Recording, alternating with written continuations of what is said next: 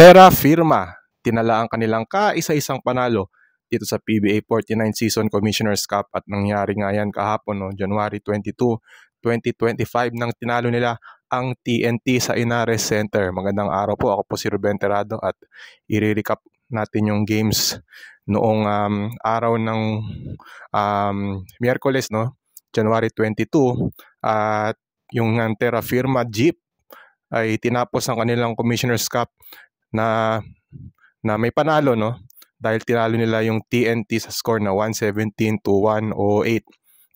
At syempre naging player of the game si Mark Nonoy, na talagang very impressive sa kanyang pinakita sa laro na yon kontra TNT, at nagtala nga siya ng 33 points, 2 of 3 sa 4 at 5 of 6 sa 3 points. So what a way to finish the conference, para sa Terra Firma at para kay Mark Nonoy.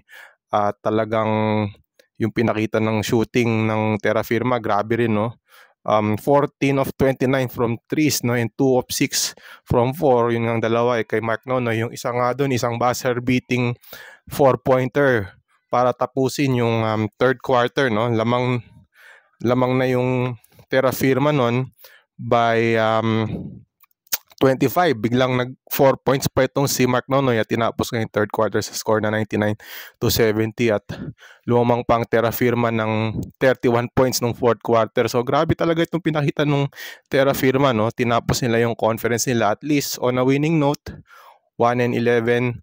At sabi nga ni Coach Raymond Chongco after the game ay happy siya, na nanalo sila, at hopefully itong panalong ito ay magiging momentum para sa darating na Philippine Cup. At sinabi rin niya na siguro talagang nag-slow start sila.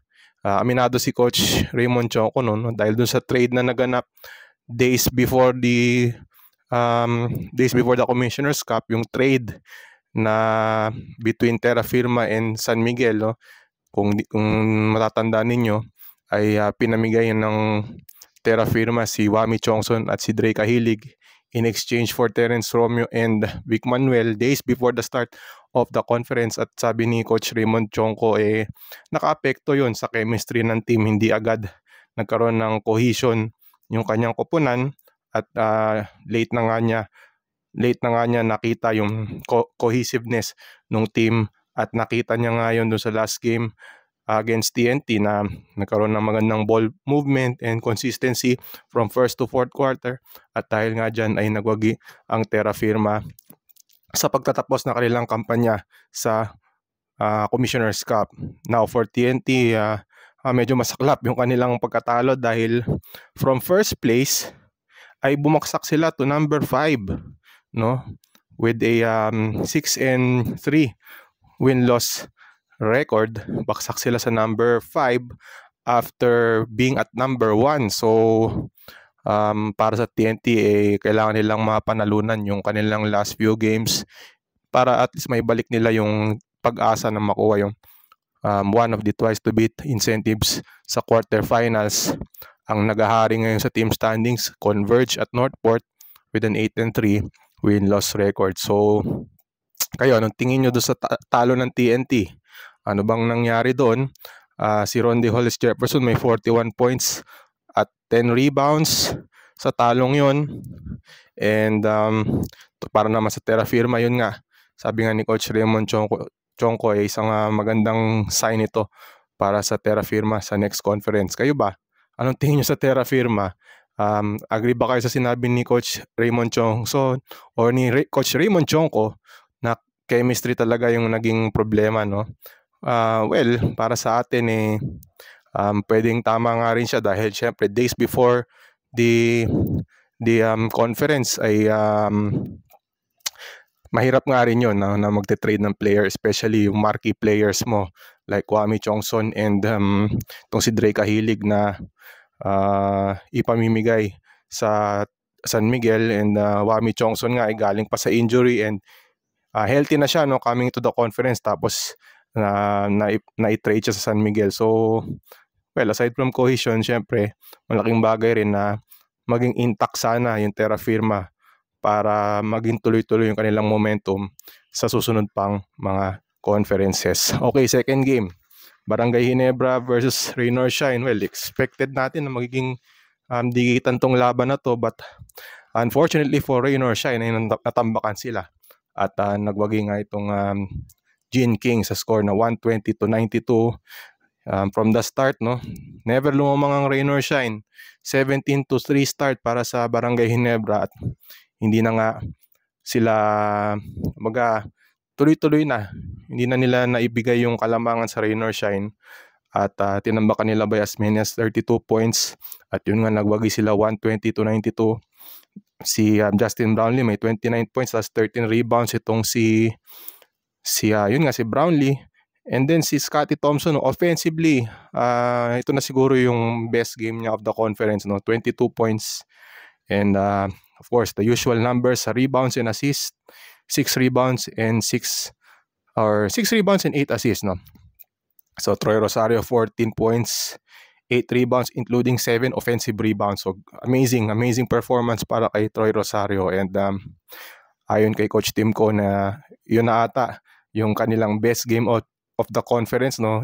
Well, tama naman siya in terms of shooting, 52% from the field. Offensively rin, 120 points. Yun na yung pinakamataas na points na na-score ng Ginebra this conference. And then sa depensa, maganda rin, no? Limiting Rain or Shine to 40.2% from the field and limiting them to 92 points. Yun po yung second lowest output ng Rain or Shine this conference, na usually nakikita natin yung Rain or Shine scoring more than 100. But for this game, ay 92 lang sila sa larong ito against Ginebra. At dahil nga dyan, yung Ginebra umakyat, no? From number 7 ay nasa na sila, number 6, no? With a 7-4 win-loss record, no? Para naman sa Rain or Shine, bumagsak sila to number 7 naman with a 6-4 slate. From 6 to 7, so nagpalitan lang ng posisyon itong Ginebra and Rain or Shine.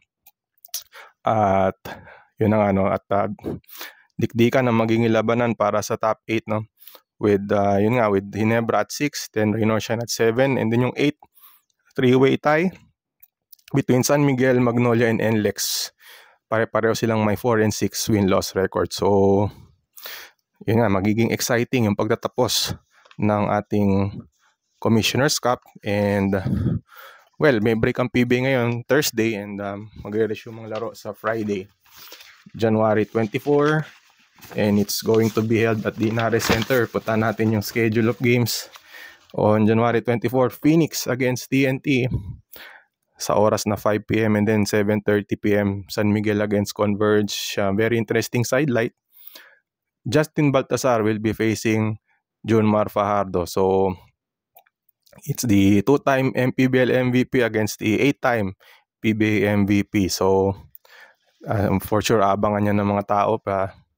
We expect them to defend against each other, pero I'm sure may mga times din na ang babantay kay Junmar is like si Chick Diallo and maybe Justin Aranya if he is healthy. And we will see. It will going to be an interesting battle, especially na merong ang labanan para sa playoff spot. Itong Converge fighting for one of the twice to beat incentives in the quarterfinals. So naman San Miguel fighting for their lives kasi nga nasa number 8 na sila dito sa team standing. So yun na muna ang ating recap of the games noong January 22, Wednesday sa Inares Center. So again, thank you for your support sa ating different platforms sa Spin.ph and of course on our YouTube channel. And please subscribe, like, and share. So yun na po muna. Have a great day everyone. And we'll see you next time.